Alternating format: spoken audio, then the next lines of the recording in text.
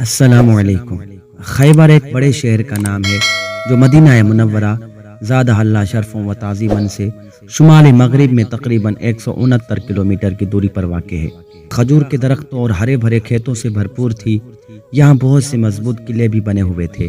مدینے سے جلا وطن کیے جانے والے یہودیوں نے خیبر کے یہودیوں کے ساتھ مل کر مسلمانوں پر کئی حملے کیے، طرح طرح سے سازشیں کی، جس کے نتیجے میں کئی یہودی مارے گئے، ان کے بڑے بڑے سردار قتل ہوئے۔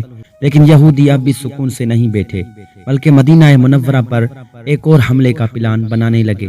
آخرکار قبیلہ غطفان کو بھی اپنا ساتھ دینے پر راضی کر لیا۔ غطفان عرب کا ایک بہت ہی طاقتور اور جنگجو قبیلہ تھا، لہٰذا ان دونوں کے ملنے سے زبردست فوج تیار ہو گئی۔ پیارے آقا صلی اللہ تعالی علیہ وآلہ وسلم 1600 صحابہ کرام کی فوج لے کر خیبر کی طرف روانہ ہوئے اور غطفان و یہود کے درمیان وادی رجی میں قیام فرمایا تاکہ قبیلہ غطفان والے یہودیوں کی مدد کو نہ پہنچ سکیں۔ یہودیوں کے پاس تقریباً 20,000 فوج تھی۔ خیبر کے قلعوں میں سب سے مضبوط قلعہ قموس تھا۔ اس قلعے کا سردار مرحب پہلوان تھا، جو کہ عرب میں 1000 سواروں کے برابر مانا جاتا تھا۔ سب سے پہلے قلعہ نائم پر لڑائی ہوئی۔ اس لڑائی میں حضرت محمود بن مسلمہ رضی اللہ تعالی عنہ شہید ہو گئے، لیکن قلعہ آخرکار فتح ہو گیا۔ خیبر کے دوسرے قلعے بھی آسانی سے فتح ہوئے، لیکن قلعہ قموس میں بہت مشکل پیش آئی۔ مرحب پہلوان خود اس قلعے کی حفاظت کے لیے موجود تھا۔ یہ قلعہ کئی دن تک فتح نہیں ہو سکا۔ ایک دن پیارے آقا صلی اللہ تعالی علیہ وآلہ وسلم نے ارشاد فرمایا، کل میں اس آدمی کو جھنڈا دوں گا جس کے ہاتھ پر اللہ تعالی فتح دے گا۔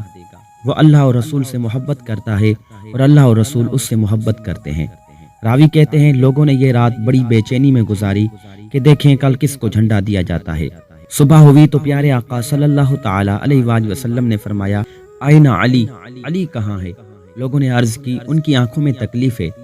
نبی اکرم صلی اللہ تعالی علیہ وآلہ وسلم نے انہیں بلوایا اور ان کی آنکھوں میں اپنا لعاب دہن لگا کر دعا فرمائی تو فوراً ہی انہیں ایسی شفا مل گئی گویا کوئی تکلیف تھی ہی نہیں۔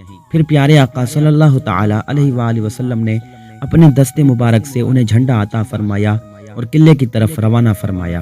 حضرت سیدنا علی کرم اللہ تعالی وجہہ الکریم کے مقابلے میں مرحب پہلوان تھا۔